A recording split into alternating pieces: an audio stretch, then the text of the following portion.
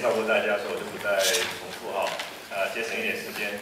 非常高兴今天各位能够拨冗来参加我们今天除了有自行车的工作坊之外，还有我们跟台南市、高雄市双城的交通论坛。那我们今天大概分成2个场次，在第一个场次呢，就是我们等一下马上进行的自行车工作坊。我们邀请到由荷兰自行车大使Mr. Rolf Winting 来帮我们分享有关在自行车推动的文化政策，还有很多设施方面可以提供我们参考的宝贵经验。那昨天大使也跟我们台南市还有高雄市相关的团体还有同仁，在我们高雄市呢有了一个自行车之旅。那或许等一下大使也会跟我们来分享一下，大概他看到的我们在台湾所推动的自行车的文化，还有哪一些是值得去提升改善的啊。那这个场次呢，我们会先请我们自行车大使来做他的presentation， 之后呢，我们会邀请到我们有2位议员，包含我们张丰腾议员，还有我们吴益政议员。还有我们台南市交通局局长张正元张局长来担任语坛，那我们也会开放一些时间让大家共同来做讨论。那么希望说通过这样的一个分享呢，能够让大家开始来了解我们怎么样在城市里面，包含我们高雄市，包含我们台南市，在推动整个自行车的这一个工作上面，能够得到非常好的一个进展。那我就节省一点时间，我们是不是就热烈的来欢迎我们今天的主讲，我们的Dutch Cycling Embassy Mr. Rolf Winting。Thank you. I'm waiting for that it is on the screen, the presentation. But, well, let me first start in saying that I feel very honored to be here. This is the first time that I'm in Taiwan. And I'm very pleased with the warm welcome that I had during the last days, first in Taipei City and now in Kaohsiung. And very interesting to see the developments that you have here. And those are developments that go very, very rapidly. Also, the increase that you have in cycling facilities is really something that is impressive. Here is my presentation. Okay. So, what you are working on is turning your city into also becoming a cycling city. A city to be proud of. That is already, of course, your city. I was really cycling around, as Commissioner already mentioned yesterday, and it was not only of interest to see how you work on cycling provisions, but also to see your city. And also very impressed, for example, by this facility, which is really taking cycling serious, really investing seriously in cycling. So I got the impression that you're working hard on it. Sometimes you also have implemented a red color in the cycle tracks, and I would recommend to do this everywhere to make it clear to all your citizens that cycling has to be respected and that they need good facilities. And I felt very welcome, of course.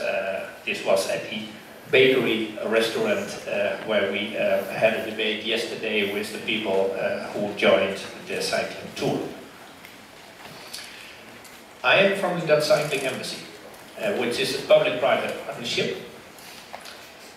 We have local government, central government, we have private companies, we have civil society organizations as a member of our organization who all want to contribute to international cooperation and to sustainable mobility.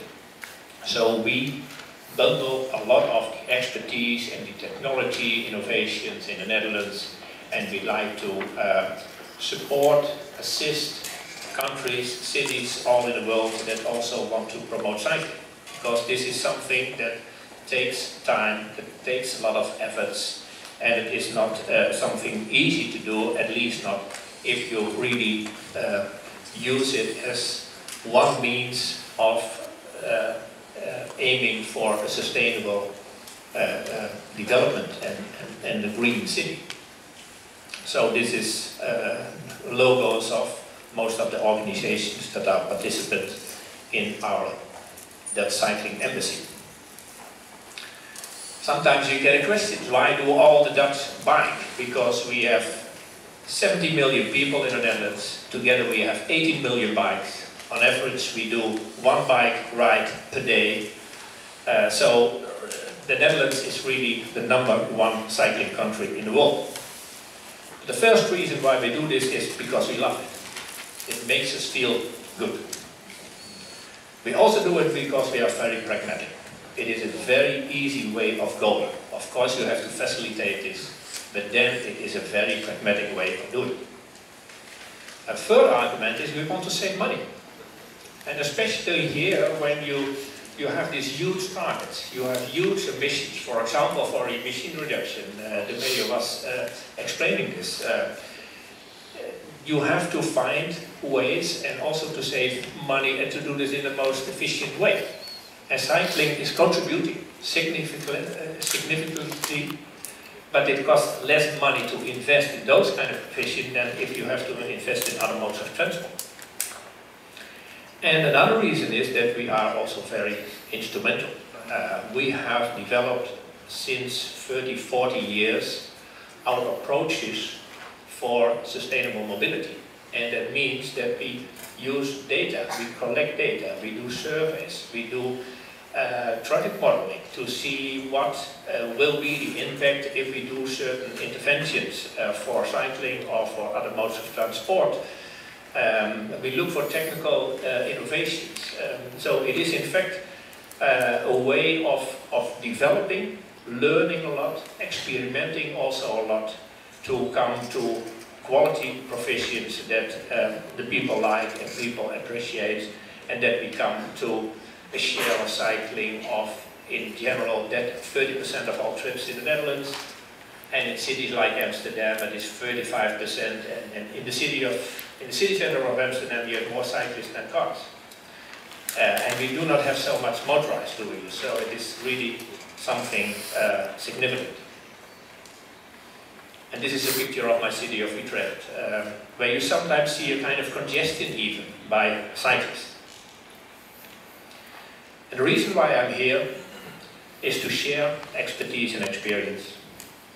Also to contribute to global sustainable development, Mr. Fortuyn also mentioned it, and quite right, to demonstrate our technical innovations and also our record on process development, because you need a lot of players to involve in developing your transportation policies. The citizens are very important, but also the retailers, companies, employers, they all might take a role in transportation, because transportation is something that you need to do every day, like eating, and so it is a concern, it is something that you have to facilitate.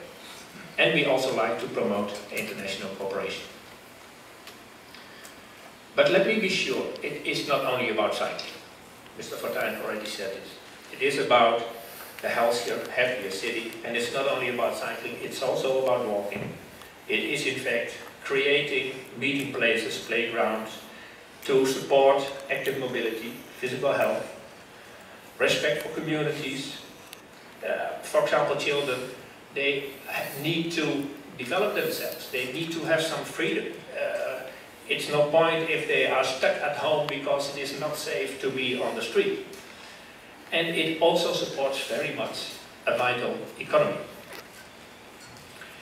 And I had already a lot of exchanges, and out of that exchanges I thought maybe I can give you some recommendations. And the first is, you have your values, the mayor was very clear in that. And you have also targets regarding emission reductions.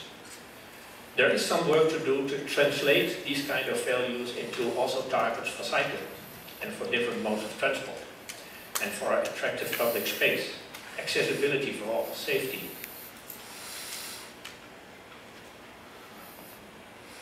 And to give you another example of how attractive cycling is, and also to bring kids to the school. In that sense, comparing with others, comparing with international developments, might be also very fruitful over here. You are in the same position as so many cities all over the world. Everywhere, the point is, we need traffic calming. We don't want our cities to be dominated by motorized vehicles. That's not providing a nice, vibrant, interesting city, attractive city. It's a challenge everywhere. And it takes a long time to arrive where you want to. And then of course you need readily some steps. And the point is how to do the most right steps in that process. The strategic planning needs time. This is an example from the city of Amsterdam.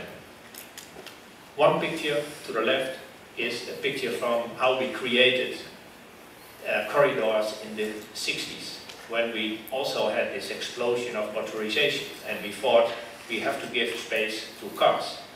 And to the right side, this is an invention very recently, how we changed that corridor into a much more livable area.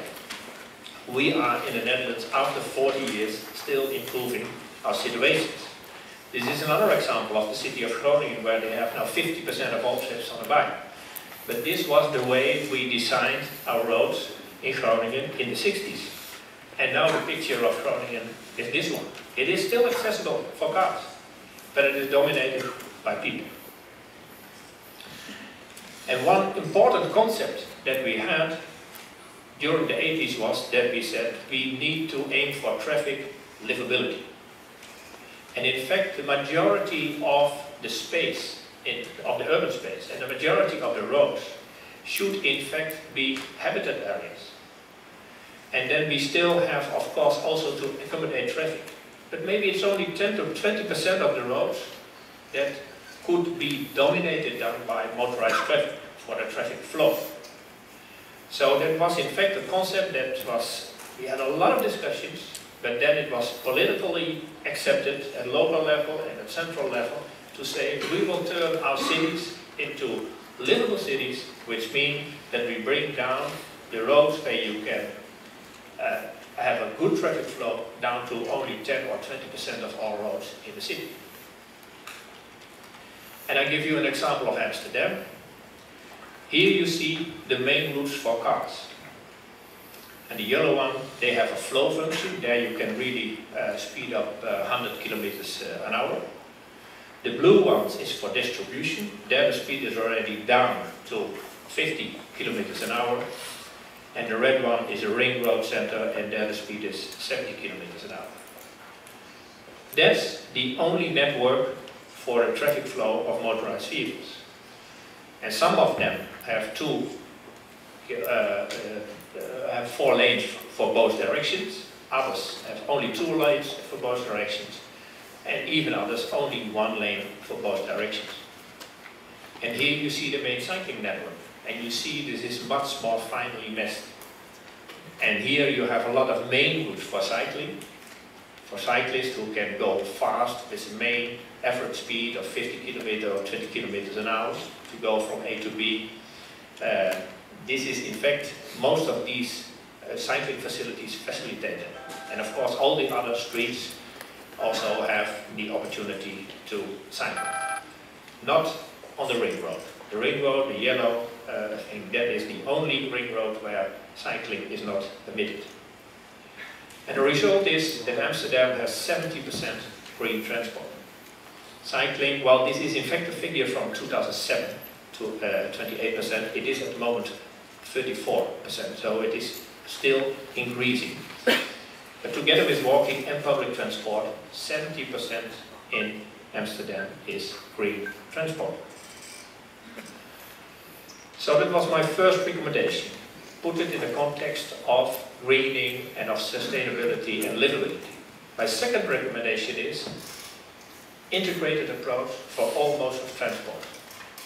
Cycling as a standalone policy will not work.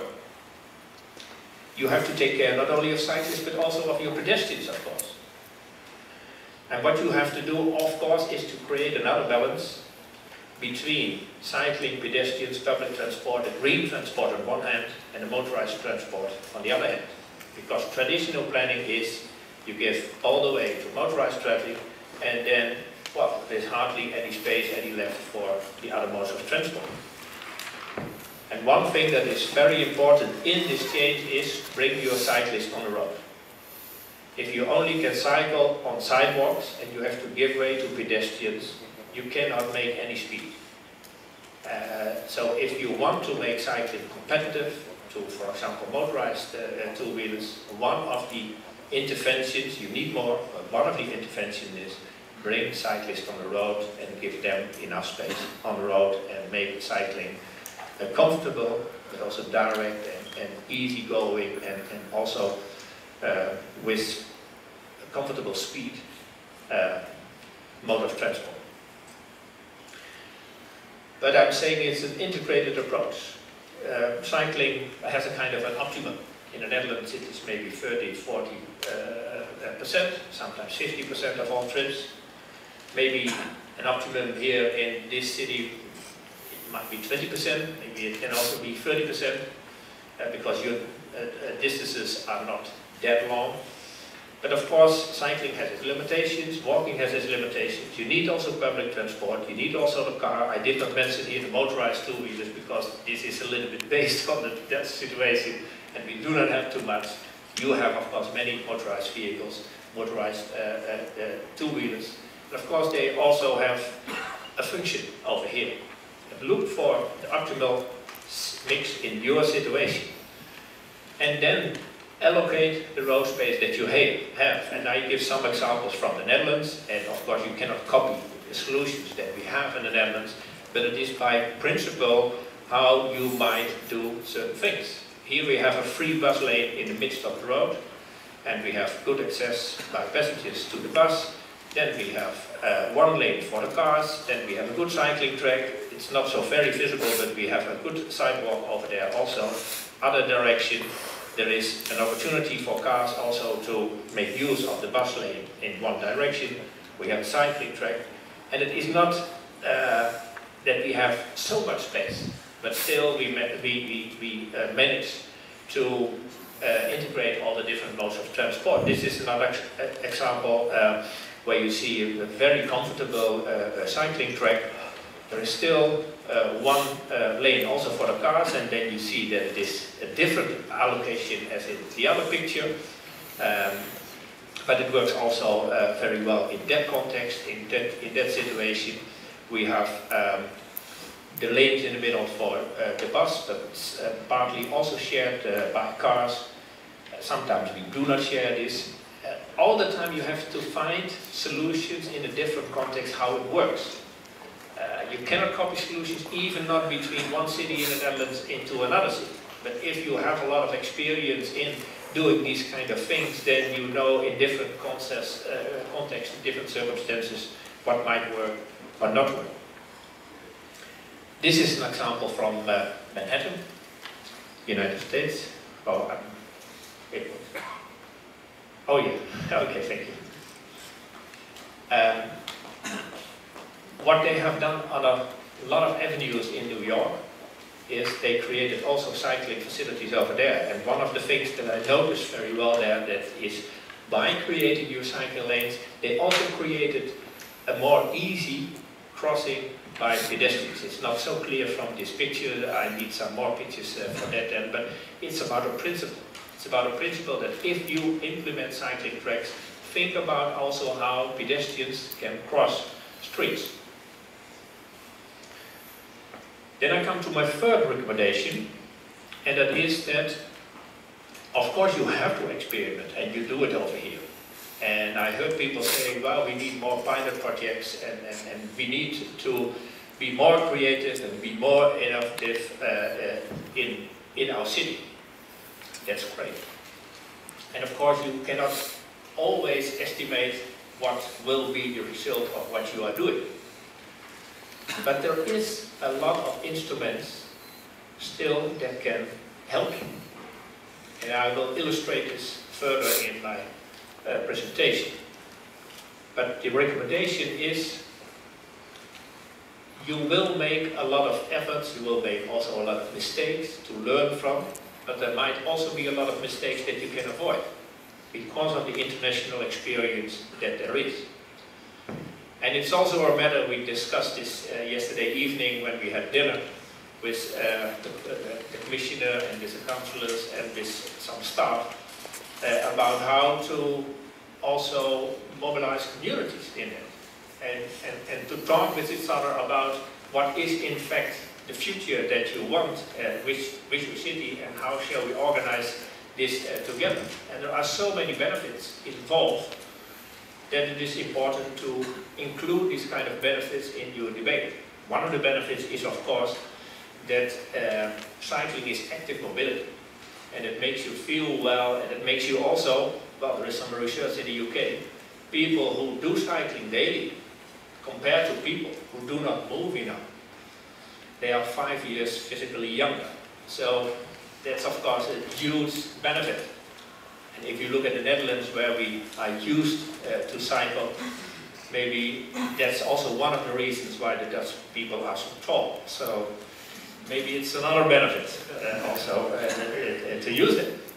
But it's also for elderly people that they still are not dependent from others, but can go on their own.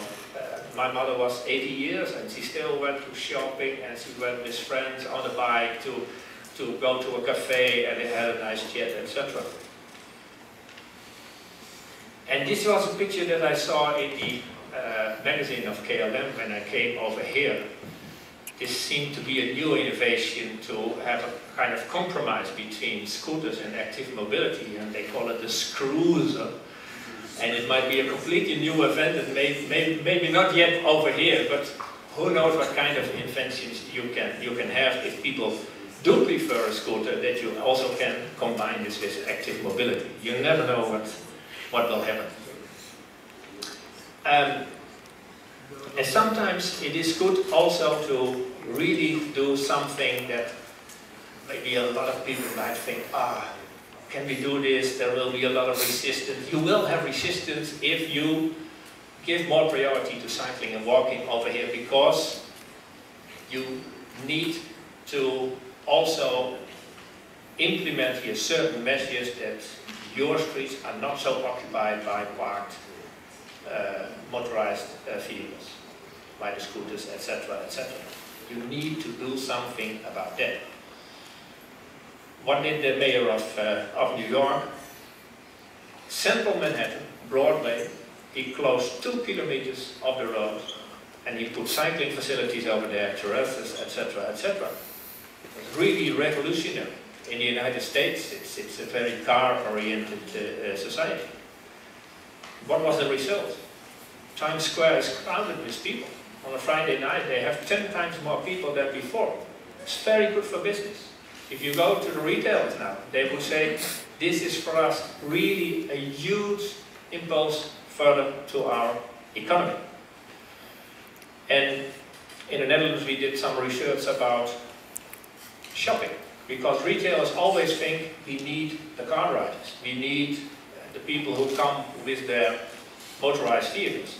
Well, in the Netherlands, you see that if the shop is just within 1 kilometer, 44% come by walking, 30% by cycling. It's only 26% come by cars. So the main customers are in fact pedestrians and cyclists. When the distance grows, you see that this is becoming lower and lower, and that then in fact people after more than 2.5 kilometers prefer to have a car. But it's good to have the discussions also with the retailers. Who are your customers, and can cyclists and pedestrians also be your customer? So there is a lot of evidence on that. And if you change your policies here, and if you, for example, have a policy to say, let's have in certain areas do not allow anymore that scooters can be parked over there and that they have to walk to a certain parking area and have to walk 100 meters or so. Of course there will be resistance, but your retailers can be an important ally for you to do this inevitable kind of measure.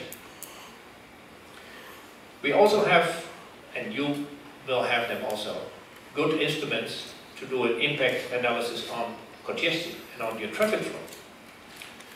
And I give an example what a Dutch agency did in the city of Austin in Texas. This is a map of the CBD of Texas, and it is colored because the more blue it is, and let me now use this for the first time. The more blue it is, yeah, it is, as you see it over there, the more congestion it has. So with your traffic data you can also, of course, calculate which is your most dense corridors. Then there are also data about how short or how long the trips are. So this was a scan that they did. What is the percentage of short trips, rather short trips, less than 7.5 hours, less than 10 kilometers or more. And then they looked at the short trips in the city center, and then they sketched what kind of bike policy they could implement in this area.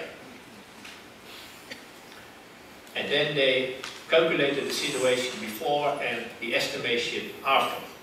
And you don't see immediately radical changes, but you see certain changes that certain corridors with high congestion will have less congestion. So if you use these kind of instruments, models, you can better estimate what will be the impact of your new pilot projects of cycling. And if you can calculate what is in fact then the best way to do, you also have a better communication with people who might resist these kind of measures. And of course it's obvious, if you have more cyclists and less cars, that will increase the capacity of your roads. This is an example of Amsterdam. In fact, 10 times more people can cross within one phase of a crossing if they are on a bike than if they are in a car. And cities of course want to know more about the benefits. This is a calculation again in Amsterdam. The Alderman said, I want to know what is in fact the impact if I continue with investing in cycling policies. And they invest 15 million per year in cycling policies. It has an impact on reduction of congestion, it has an impact on air quality, and also on subsidy of public transport. So if people are not using public, for short trips, are using a bike instead of a public transport, you need not that many buses, and buses are always subsidized. And the result was that 6 times more cheap it is to invest in cycling to arrive to these kind of benefits. So all these kind of calculations can also be done here to justify your policy development. And the mayor talked about CO2 emission reductions. We did a study in the city of Rio de Janeiro. They have a cycling share of 4%, less than in your city. And we calculated that this already avoids 8% of carbon emissions coming from the transport in Rio de Janeiro. And if they increase the policy further, public bikes, infrastructure, share of cycling will increase, but also the emission reduction, of course, will also increase. And for Rio de Janeiro, this is a very important contribution to their policy to reduce emissions. So now I want to explain a little bit more about the way that we develop our cycling policies. And it needs a strategic planning. Cycling policies is much more than creating more routes. It needs to have a strategy behind. One of the most important things